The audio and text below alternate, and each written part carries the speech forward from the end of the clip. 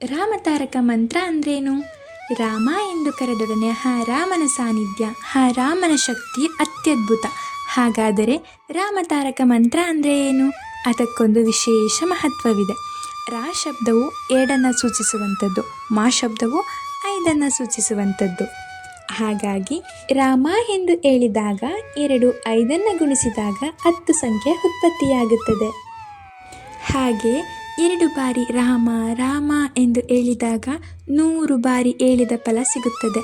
ಶ್ರೀಮನ್ನಾರಾಯಣ ಮಹಾಶಿವನನ್ನು ನಾವು ಜಪಿಸಿದ ಫಲ ರಾಮ ರಾಮ ಎಂದೊಡನೆ ಲಭಿಸುತ್ತದೆ.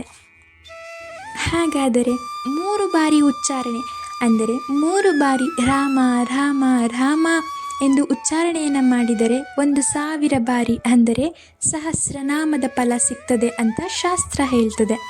ಎಲ್ಲದರಲ್ಲೂ ಜಯವನ್ನು ನೀಡುವಂತಹ ರಾಮನ 3 ಬಾರಿ ಉಚ್ಚಾರಣೆಯನ್ನು ತಾರಕ ಮಂತ್ರ ಅಂತ ಕರಿತೇವೆ.